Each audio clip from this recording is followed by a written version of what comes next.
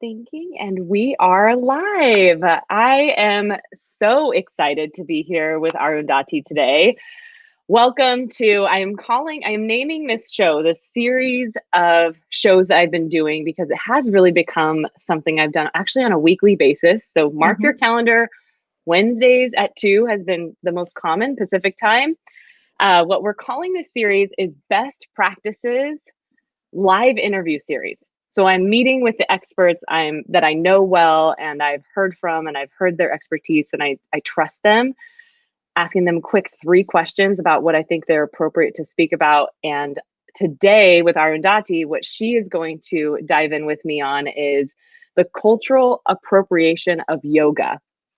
We are going to define that term. So you're not the only one who might be like, wait a second, I need a little help understanding what that is. Mhm. And we also will really dive down some pathways that should hopefully help you even in just teaching your class well, if you are a yoga instructor or you oversee yoga instructors like I do. So I first have to introduce Arundhati. We've known each other for at least 5 years now at this point, right? Easily. No? Yeah. Yeah. Yeah. A little more than five, I would say. And I'm so happy she came into my life through yoga, through her Bollywood dance, and just her yoga studio in general is amazing. So I have her little logo at the top, but I'm going to introduce Arundhati really fast. So she is the founder and lead teacher at Aham Yoga, as you see. Her yoga school online and at her Redmond location. I was fortunate to take her training, her 200-hour yoga teacher training 3 years ago. And was it 3 years ago or more? 3 years ago? 4 years ago? Oh my goodness. 4 years ago. And I got to do it in person. So it's still going to be amazing online. It's starting this year in September. And it was amazing. It was an amazing yoga training. So she does a 200-hour and a 500-hour yoga certification. And her mission is to make yoga accessible and practical for the modern day lifestyle.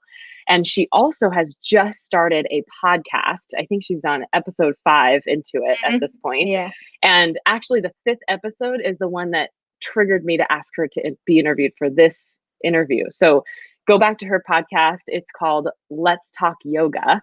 So you'll have to go check it out.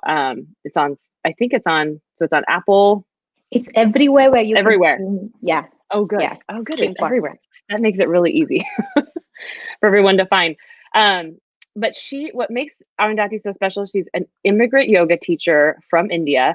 She started her business without any sort of experience or knowledge about business. And what I love about her is she is confident and motivated to just dive in and then see how it all pans out. Mhm. And she's been so successful. So I'm so grateful for her time today. Again, our topic is about the cultural appropriation of yoga. And I'm going to quickly define what that is and I'm going to let her take it away. So, cultural appropriation is also at times phrased cultural misappropriation. So, the meaning is the adoption of an element or elements of a culture by members of another culture.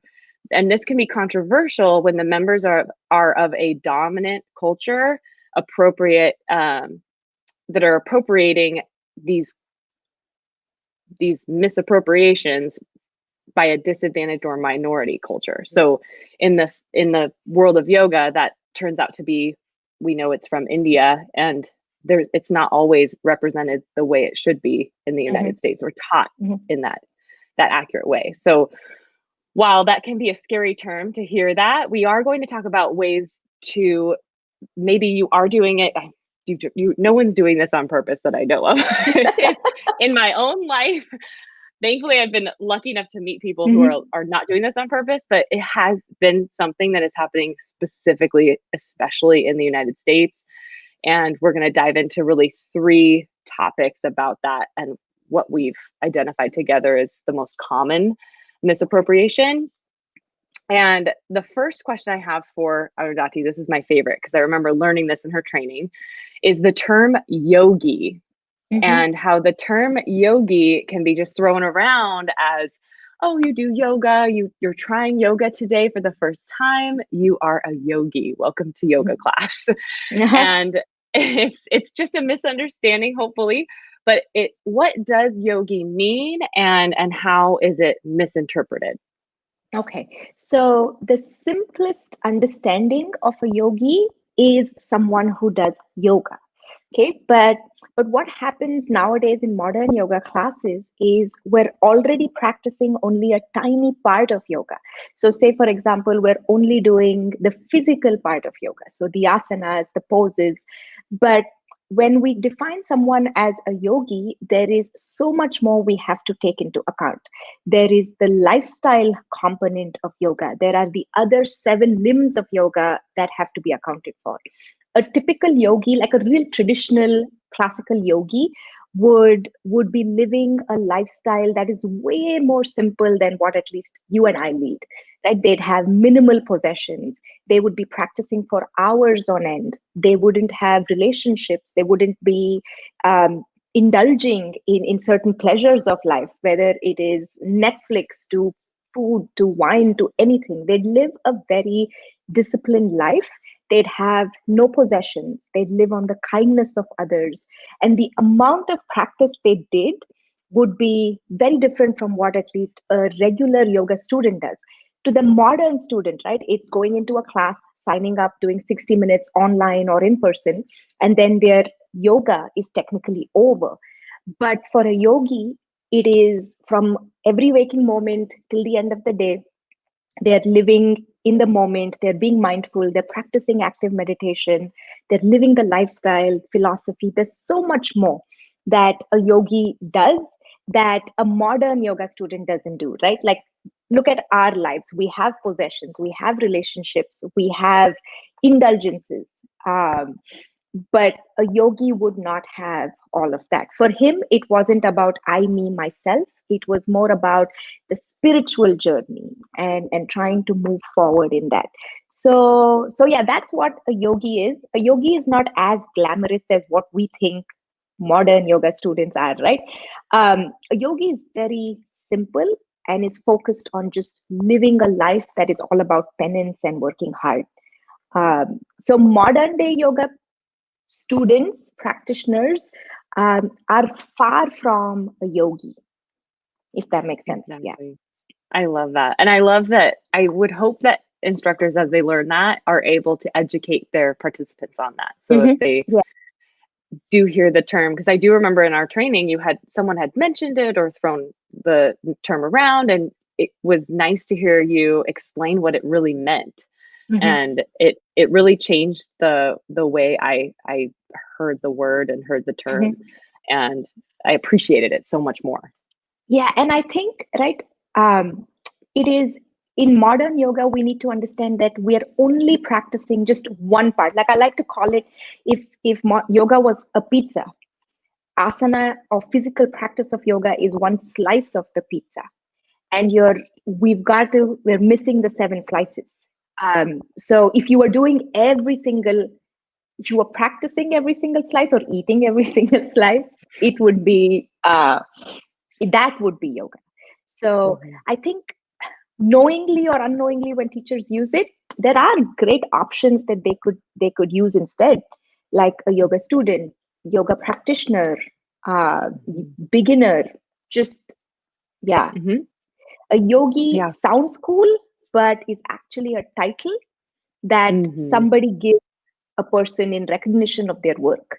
Like I can't call myself a yogi. It's a title that's given to me by other people in community and society in recognition of the work that a yogi is doing.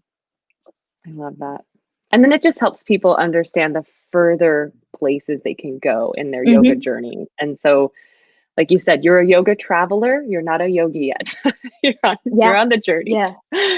Absolutely. And there's nothing wrong with that. Yeah. I love it. And it's easy to transition from just being a yogi to a yoga student or a yoga teacher. It's not a difficult transition. Yeah.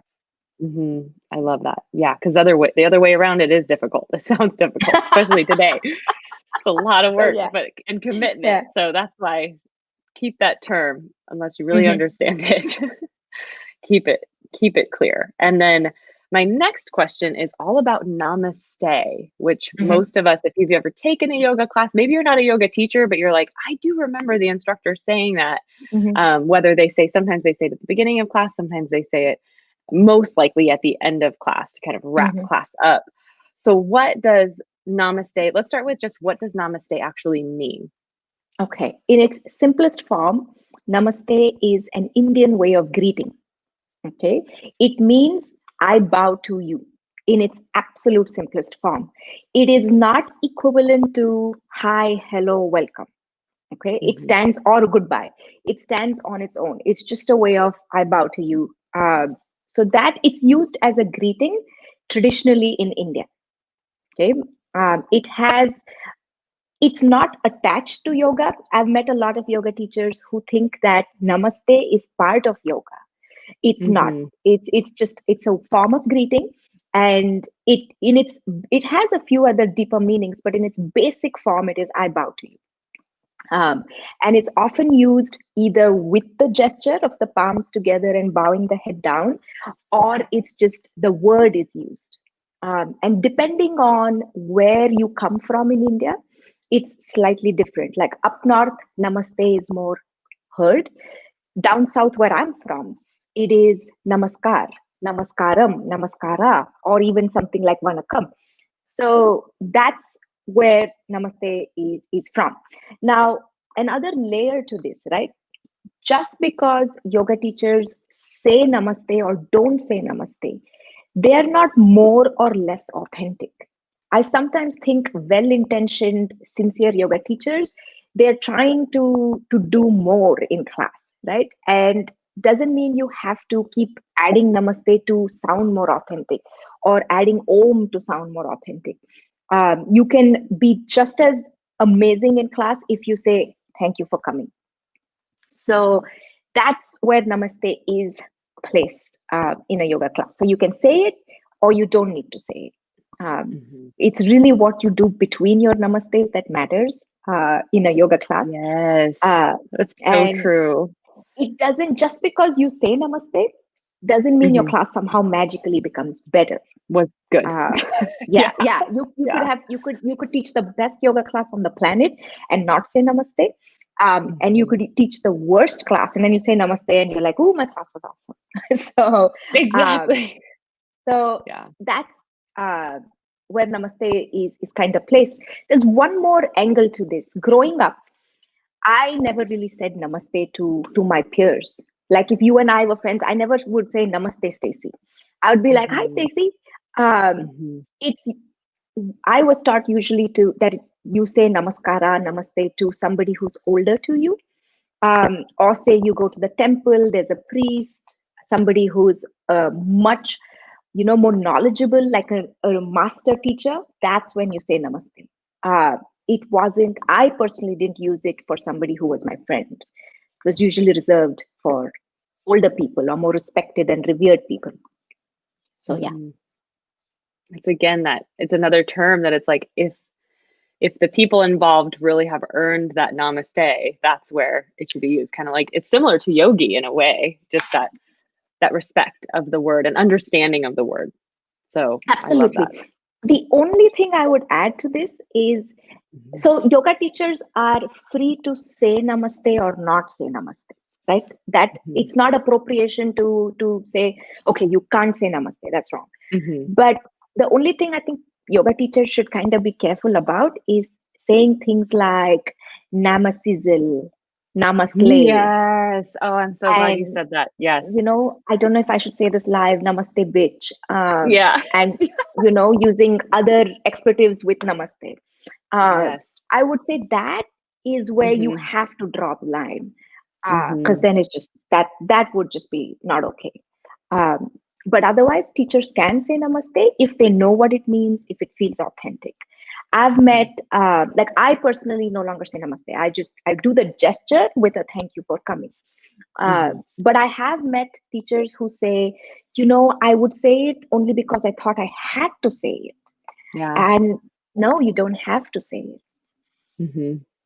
Exactly. No, and that's so true because that's where the appropriation happens is when that's pretty much a blatant disrespect for the culture when you do Mm-hmm. add those extra words that may Mm-hmm. sound cool and fun, but I'm sure can seem disrespectful to the culture. Yeah, So and if you notice, careful. right, I'm pretty sure you've seen this too. When you see people like us in classes and studios, we're not greeting each other every time we see each other with a namaste either, Yeah. right? Yeah. So yeah, it's not. Hmm. It has nothing to do with yoga. It's just made its way into yoga classes. Yeah. So if teachers use it, they just need to use it properly. That's all. Exactly. Exactly. I love it. So good. I'm so glad you added in those extra ways of making it used appropriately. So you can use Mhm. it, as we said, just understanding it and using it appropriately. Yeah, The and if you last, feel, oh, sorry, oh, go go ahead. ahead. I was No, going go to say, ahead. if you feel fake doing it, it's not authentic to you. Exactly. Don't Hmm. do it. Yeah. No, that's the point. I love it. Mhm. The last question I have for Arundhati today is our thoughts on music. And having done Arundhati's training, and before I did her training, took many classes to identify, which I highly recommend any training you do, Mhm. try their classes to identify if that is a good training for you. And had the experience of taking yoga. It was really, I don't know if I've told you this, but it was some of the first classes I'd ever taken without yoga music. Oh, is it? I didn't know that. Exactly. And so it had always been a part of my yoga practice just because music was always played in every yoga class. Mhm.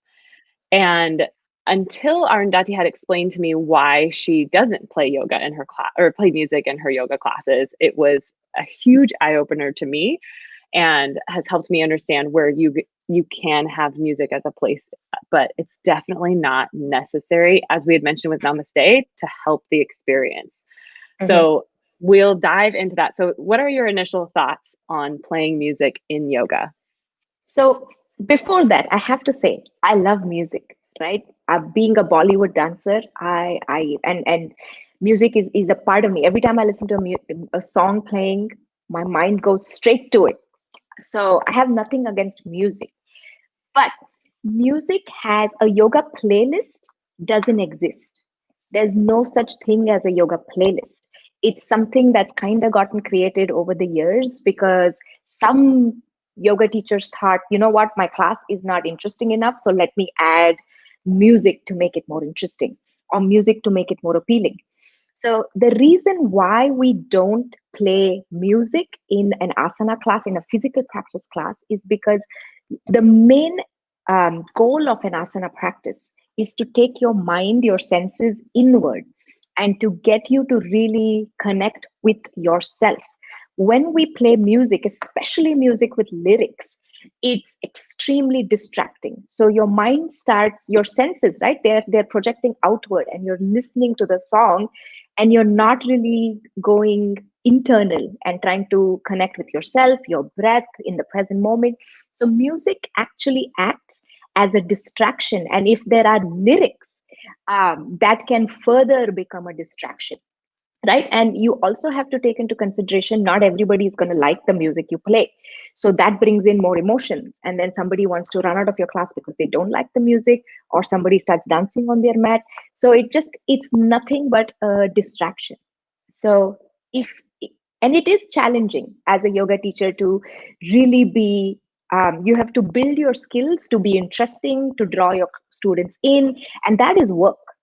So I would say if you play music in class, you want to consider not playing it eventually, because it has nothing to do with yoga, and that is completely a distraction.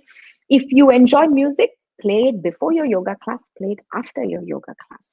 But when you're on your mat practicing, my teacher used to say this: your breath is your music. And why do you need to listen to anything else when you can listen to your breath? And if I can add to that, Stacey, I think Hmm. we, at least out here I would say in the West, we try to, numb ourselves with different things instead of dealing with what we have to deal with. So when you're on your mat, if you are playing music, you're spraying some essential oils on your face, you're just masking everything. It's more Yeah. effective if you turn off the music and you're like, hey, I can't sit with myself for more than 30 seconds. I got to do something about it. Oh, my hamstrings are so tight. So you have to sit and slowly unpack whatever shows up. instead of just listening to music and trying to be completely numbing ourselves each time. So I would say music is a no in a yoga class, just because it doesn't exist, this thing of a yoga playlist. And I've been in some teacher forums where there is so much discussion about what to put in a perfect yoga playlist. There is, so I would say, instead of spending time 30 minutes on a playlist, spend that 30 minutes somewhere else, learning something, practicing something in yoga, improving your teaching skills. So instead of spending time on that music. So yeah. It's so true. And the quote that you mentioned, I'm so glad you did mention it, the breath being your playlist, that Mm-hmm. I even enjoy hearing other people's breath in yoga class. Mm-hmm. There's Mm-hmm. this there's this like energy, and when people are I love it. I love hearing the instructor emphasize their breath, and it can really add to the experience. But you're right, the the music can just, especially with lyrics, like no one wants to hear about the girl in the song who dumped her boyfriend, and Yeah. Oh that's the my last gosh. thing we Yes. need to hear about in yoga. And I also think, right, it is when you're saying the breath, why the breath is so nice to listen to, because it's very calming for the mind. And when we have music blaring over the breath, right, then it's in fact agitating. And people come to yoga to kind of put a pause on the distractions of life or that constant pace. So it would just, it's doing the opposite. Playing calming music is not going to help. It's going to be on the outside. So when we turn our Mhm. focus inside, it's a lot easier.